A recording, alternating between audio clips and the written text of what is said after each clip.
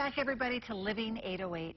Sister Joan Chatfield has specific daily duties, both with her convent and the community. Yeah, that's right. Those duties were becoming harder and harder to perform. And Sister Joan, despite some fear, decided to get some help from the vein clinics of Hawaii.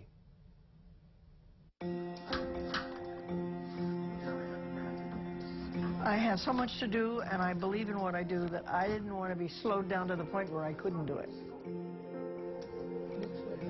I knew something was wrong, and that's enough to hold me back and make me think first before I acted, and that was the real issue.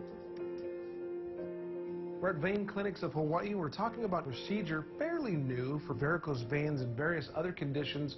One of the persons that's had the relief from this procedure is Sister Joan Chatfield. Thank you so much for being with us on Living 808. I appreciate it. Now, we're going to talk to your doctor, Julif, in just a moment. But first, I want to know what life was like before you had this treatment. Well, you know, this kind of thing is that you have a gradual realization that you can't do what you used to do. Mm-hmm. And you have a gradual realization that then gets to the point of you better do something about it. And I had a condition called lymphedema, and at the time I didn't even talk veins, I just thought lymph. And it wasn't until I didn't get much satisfaction there that someone said, you know, you better go and look at the vein thing too, because maybe it's both and, not either or. What brought you to Dr. Julif? A recommendation of one of the local doctors here, Dr. Cyril Goshima, who is my internist, also my former student. I taught him in high school, so I deserve everything he gives me. Good morning, Joan. Oh, good morning, Doctor. When I first met Joan, it was obvious by her symptoms as well as by her examination that she had problems with vein function. And that's something that we call venous insufficiency. It has to do with the blood going in the wrong direction. But her main symptom was swelling.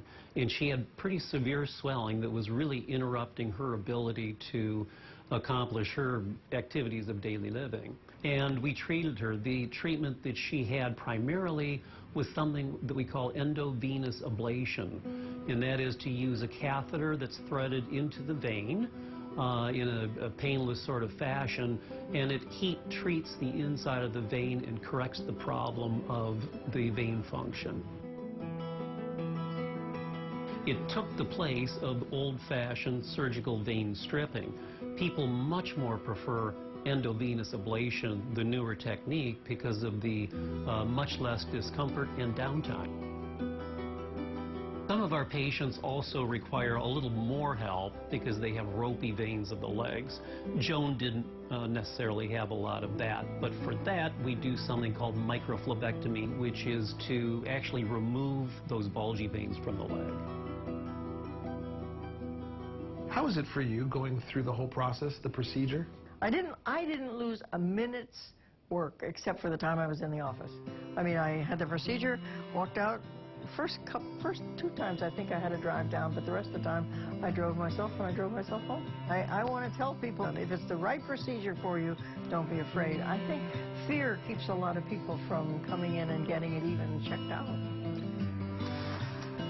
So you're finished with the procedure. What was it like? Mostly it meant that I wasn't constrained by wanting almost to sit down instead of stand up, or go to places that I didn't have to walk a lot. I mean, I saw my activity coming back. I saw my flexibility coming back, which was nice. You have important work to do, and a lot of people are affected by what you do. Tell me about the sisterhood at Maryland. Well, I came to Hawaii when I was 23. Now I'm 85, so you figure I've met a lot of people in the way. I live in a house with 3 other Maryknoll sisters, one of whom is going to celebrate her 95th birthday and has been compromised with a pelvic fracture 3 years ago. So I'm pretty much her factotum. I drive her around, and I had to have a little deal with God. And so I say to God, if you want me to take care of Sister Rosario, you better help me take care of me in the process. And this was a part of that process. Important stuff. Mm. Helping patients like Joan is particularly rewarding because a lot of our patients come with cosmetic kind of complaints. With her, it was a real functional problem for her that really impacted her daily life. So to be able to fix that for a patient like Joan is just so tremendously rewarding. more so than many other types of medicine that I have practiced even in the past. I think it's given me another lease, you know, I think we all come on the globe temporarily, nobody lives forever. So here I am at 85 saying, well, I'm not going to close it down at 85. I think I've got a few more years to go. And this helps, it helps. I love that she asked for help, she got the help she needed, and she is such a big part of not just her convent but the community. So the Vein Clinics of Hawaii did that for her. I think that's an amazing job they did. Very nice story with a happy ending. Yes. And I think the lesson too here is, you know, a lot of people live with varicose veins, and, you know, a lot of people know that it may be unsightly to look at, Sure. but it can also lead to long-term health problems. So you really need to get that taken care of. And she herself admitted that there was some fear because of the old procedure, which would go in and it would actually be surgery, would have to take the veins out. It was very invasive, but now they have these non-invasive procedures. You know, you should at least look into it. Yeah. For sure. Yeah, that was a good story. All right, coming up on Living at 08, we all know fruits are supposed to be a part of our diet.